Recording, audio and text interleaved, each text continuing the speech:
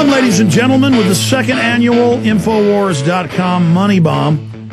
The building next door is open. We can expand out, build an even better TV studio, and fun getting on Dish Network or Direct TV. Just another salvo on the Infowar. Hire more people with that money. 100% of that Money Bomb money will go directly to this operation.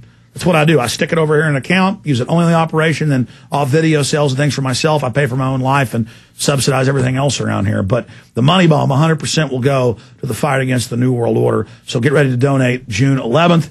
Please don't procrastinate. Go ahead and go pledge there. Enter your email address if you like, or just wait till Thursday and do that. We want to try to raise what we did in 2008. And look at us a year later. We've certainly upgraded what we're doing. Joe Banister, 4 minutes left. Great having you here in studio with us. FreedomAboveFortune.com.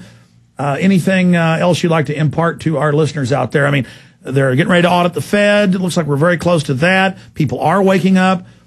I see a lot of positive things, but also the negative that the enemy's coming in like a ton of bricks on us. Well, I think we may have already reached the point, Alex, but, you know, people ought to go out and exercise their First Amendment rights because, you know, they may not be too long and you won't really be able to do that anymore. I mean, we have it written there on the paper, on the Constitution, but, you know, try actually exercising your rights and see what happens to you.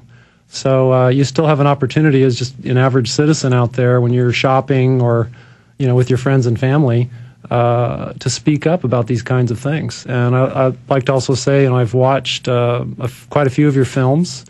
I just watched the Aaron Russo film last night, and those are very powerful tools to educate people. If you can at least sit them down for a couple hours and hook them, they'll see that, you know, you have so much truth and evidence in what you present. And that's really what ultimately converts people is the truth.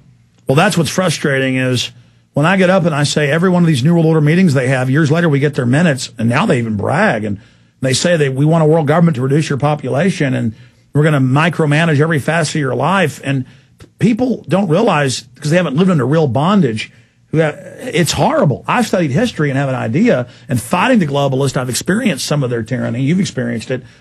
And so those of us that are deeper into the fight against them,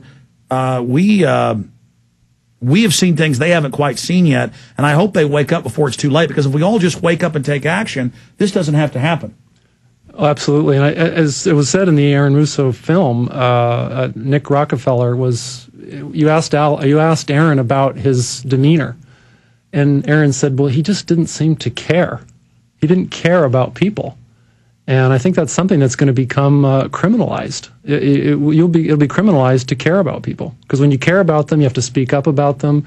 You have to actually step in the way. You know, if a police officer is trying to beat somebody for no reason, and as you attempt to care for your fellow man, it'll be criminal to do so. So we better do as much as we can, as fast as we can now, before that comes upon us. What are you doing in the future? Still going around and speaking to groups? Still writing articles? Still doing a radio show? Yeah, when I'm invited, I really don't spend as much time at it as maybe I should. You know, just try to support the family and certainly go whenever I'm invited.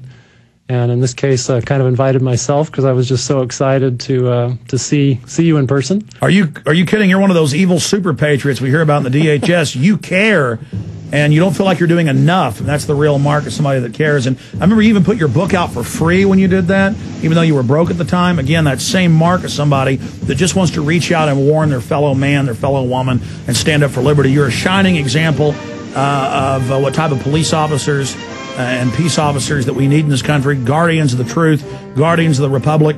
Joe Banister, FreedomAboveFortune.com. Thanks for coming in, sir. Thank you, Alex. Thank you very much. And it's great meeting your fine son. Thank you. Now a 21-year-old young man well into his journey of life. Retransmission starts now with key info at Infowars.com with the audio streams and on AM and FM stations across the country. Thank you all for tuning in today. Don't forget the Big Money Bomb coming up this Thursday. Stay with us.